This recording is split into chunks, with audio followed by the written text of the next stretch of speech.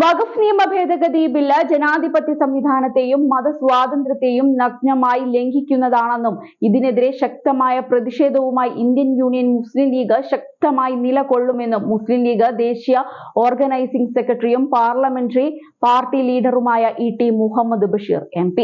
വഖഫ് ഭേദഗതി ബിൽ അവതരിപ്പിച്ചതു മുതൽ ഈ ബില്ലിലെ ജനാധിപത്യ വിരുദ്ധവും മതസ്വാതന്ത്ര്യ വിരുദ്ധവുമായ നിരവധി നിർദ്ദേശങ്ങൾക്കെതിരെ മുസ്ലിം ലീഗ് പാർലമെന്റിലും പുറത്തും ശക്തമായ വിയോജിപ്പ് പ്രകടമാക്കിയിരുന്നു. പ്രതിപക്ഷ കക്ഷികളുടെ ശക്തമായ ആവശ്യത്തിനും ഇടപെടലിനും വഴങ്ങി ഒടുവിൽ കേന്ദ്ര സർക്കാർ ജോയിന്റ് പാർലമെന്ററി കമ്മിറ്റിയെ നിയോഗിച്ചിരുന്നുവെങ്കിലും JPC ഇക്കാര്യത്തിൽ ബന്ധപ്പെട്ട സമൂഹത്തിന് ആശ്വാസകരം അല്ലാത്ത നിലപാടാണ് കൈക്കൊണ്ടത്.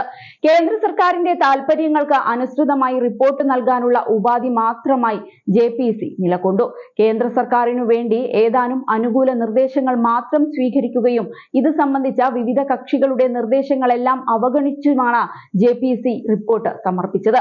ഈ ഒരൊറ്റ കാര്യം കൊണ്ട് തന്നെ സർക്കാർ എന്താണ് ഈ ബില്ല് കൊണ്ട് JPC കൊണ്ടും ലക്ഷ്യമാക്കിയത് എന്ന് മനസ്സിലാക്കാൻ സാധിക്കും. ഒരു പരിധിവരെ പാർലമെന്റിന്റെ അധികാരങ്ങൾ കവർന്നെടുക്കുന്ന തരത്തിലാണ് JPCയെ കൊണ്ട് കേന്ദ്ര സർക്കാർ റിപ്പോർട്ട് തയ്യാറാക്കിപ്പിച്ചത്. തുടർന്ന് അവതരിപ്പിക്കപ്പെട്ട ബില്ലിൽ രാജ്യത്ത് വഖഫ് ചെയ്യപ്പെട്ട ഭൂമികളുടെ കാര്യത്തിൽ അവയുടെ ഉദ്ദേശത്തിന് വിരുദ്ധമായും അതുപ്രകാരം അവരോട് നന്ദികേട് കാണിക്കുന്ന വിധത്തിലുമാണ് സർക്കാർ പെരുമാറുന്നത്. ദൈവികമായ ഉദ്ദേശലക്ഷ്യത്തോടെ സമർപ്പിക്കപ്പെട്ട ഭൂമികളുടെ അധികാരത്തിൽ മറ്റു മതവിഭാഗങ്ങൾക്കും ക്രയവിക്രയ അധികാരം നൽകുന്നത് നീതീകരിക്കാൻ ആകുന്ന കാര്യമല്ല.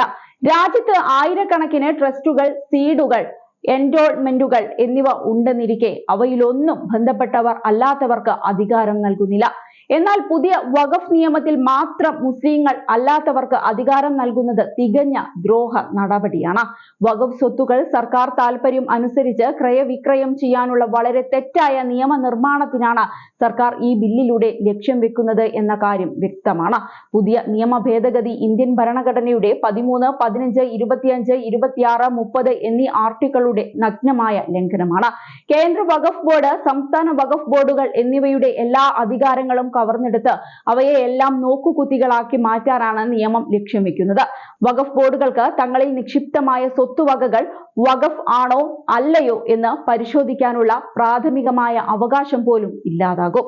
ജില്ലാ കളക്ടർക്കും അതിനു മുകളിലുള്ള ഉദ്യോഗസ്ഥന്മാർക്കും അനർഹമായതും അമിതവുമായ അധികാര അവകാശങ്ങളാണ് പുതിയ നിയമം വിഭാവനം ചെയ്യുന്നത്. സർക്കാർ നിയോഗിക്കുന്ന ഉദ്യോഗസ്ഥരോ മറ്റു പ്രതിനിധികളോ മുസ്ലിങ്ങൾ അല്ലാത്തവർ ആകാം എന്ന പുതിയ നിയമത്തിലെ നിർദ്ദേശം വഖഫിന്റെ അന്തസ്സത്ത തന്നെയും തകർക്കാനുള്ള ഗൂഢലക്ഷ്യങ്ങളുടെ ഭാഗമാണെന്ന് തിരിച്ചറിയുവാൻ എല്ലാവർക്കും കഴിയും. അതുകൊണ്ട് തന്നെ പുതിയ നിയമനിർമ്മാണ ദുരുദ്ദേശപരവും രാജ്യത്തെ ജനങ്ങൾക്കിടയിൽ വിദ്വേഷം പരത്താൻ കാരണം ഉണ്ടാക്കും എന്നതിൽ തർക്കമില്ല എന്ന് ഇ.ടി. മുഹമ്മദ് ബഷീർ MP പാർലമെന്റിൽ വഖഫ് നിയമ ഭേദഗതി ബില്ലിന്റെ ചർച്ചയിൽ പങ്കെടുത്തുകൊണ്ട് പ്രതികരിച്ചു.